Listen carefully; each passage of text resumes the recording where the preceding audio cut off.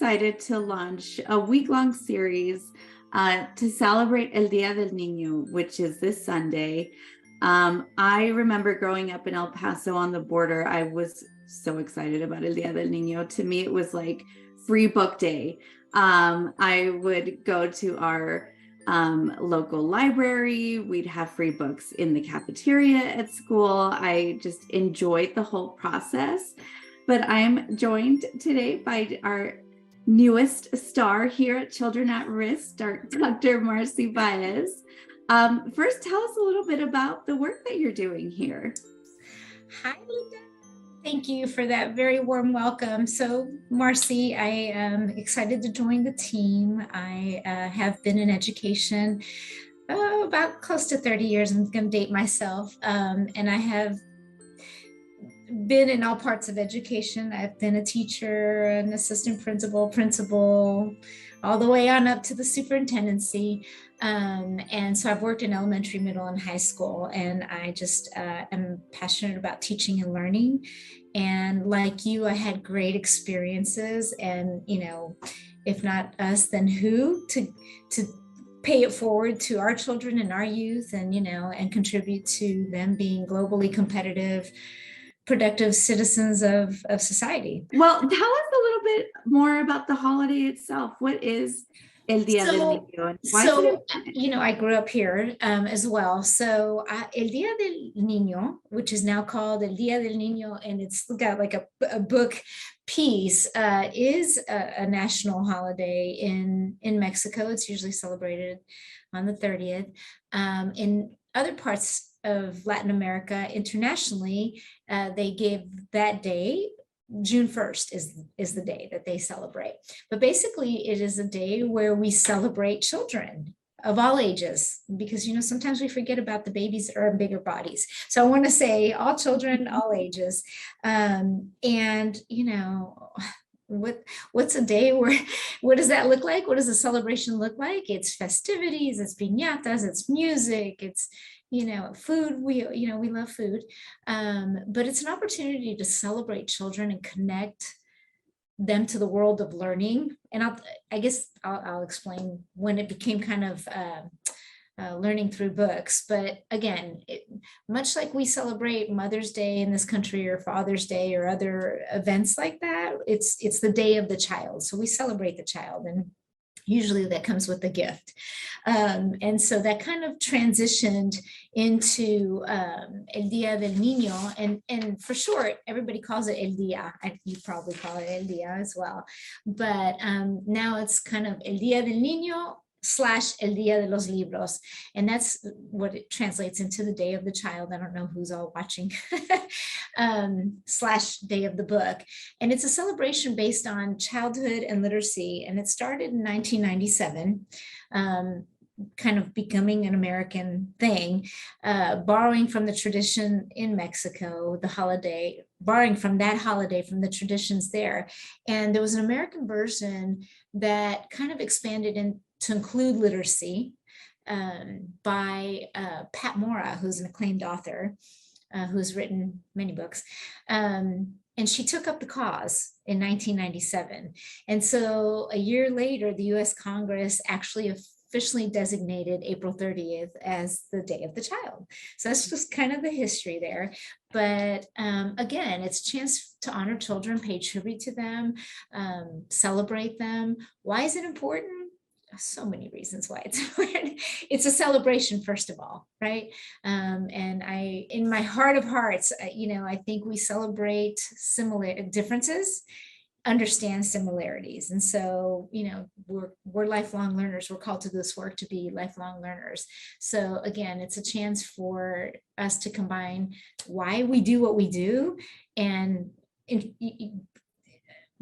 foster learning of all kinds, right? We get a chance to use tools so that we can honor culture, understand heritage, understand traditions, honor language, music, again, and we can do that through literacy. We do that through literacy and books.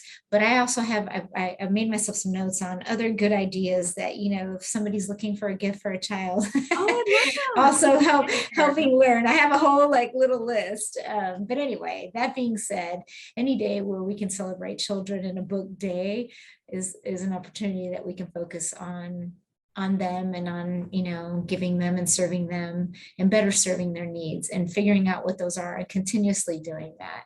Right.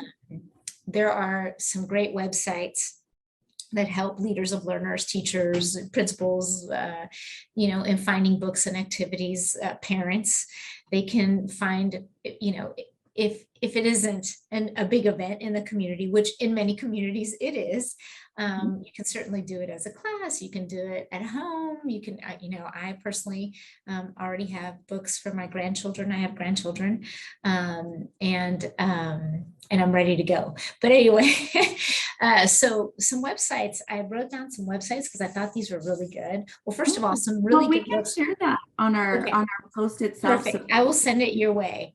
Yes, I'd love that.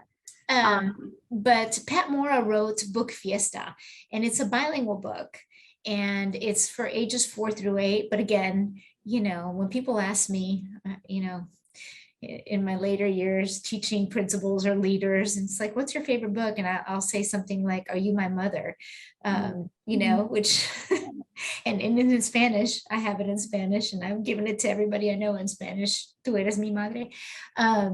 People kind of look at me like, that's your favorite book? But, those are just traditional, hold on, this book means something to me because of this, and being able to hold on to that. So I never think that anybody's too young or too old for any book, is my point in saying that.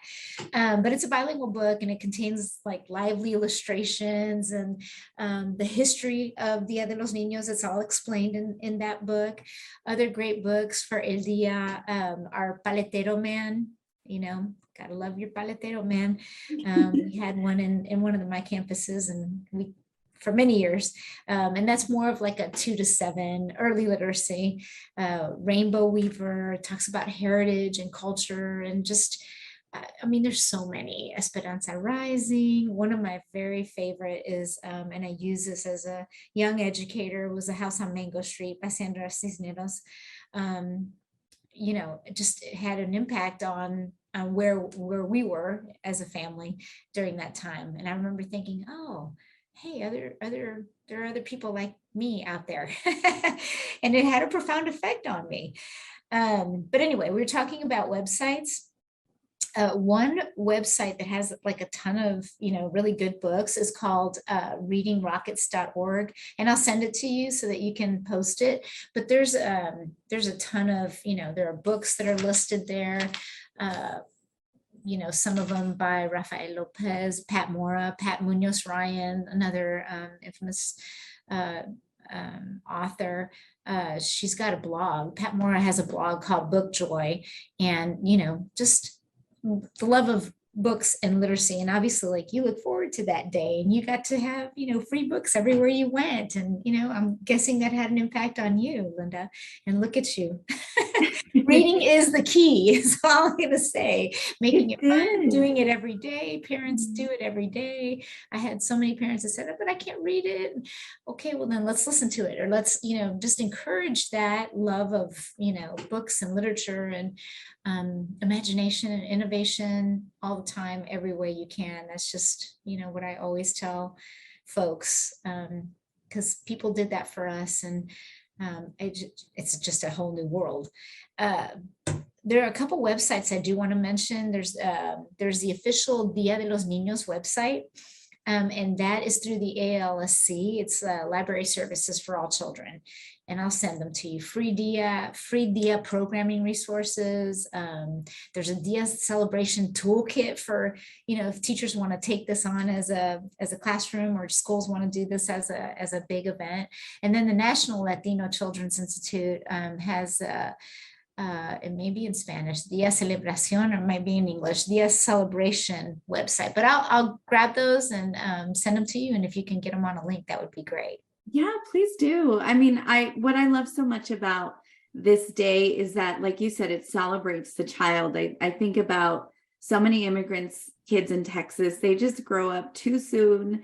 They have so many responsibilities. I mean, it's just like any kids. And this is a time where we're really encouraging kids to be creative, have fun, dive into your imagination. I think that's why I enjoyed loving reading so much, because it just allowed my imagination to go wild. And so in that same vein, that's my hope for kids in Texas this week when we celebrate kids in our state, is to celebrate their heritage and their innocence and the creativity. And like you said, all kids, we are all kids, so that includes you and I. So I'll check out one of your books today too, to liven up and remember all of those distinct childhood memories we all shared. Thanks There's for always, sharing. it's just lively illustrations. They're made up of, just fun. Another idea, and I'm just sharing this, probably too much information for my grandson. He loves Coco, and he loves to sing, all the songs in Coco.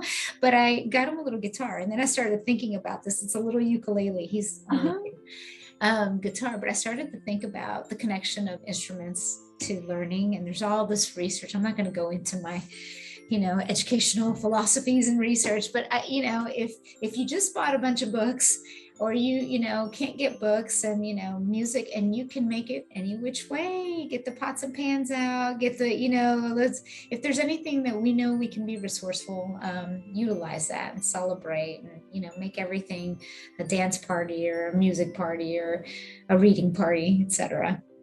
Exactly. I love that. Thanks for sharing those experiences, and we'll share your links too on our link. So Great. Thanks again. I appreciate it. All righty. See ya. Feliz día.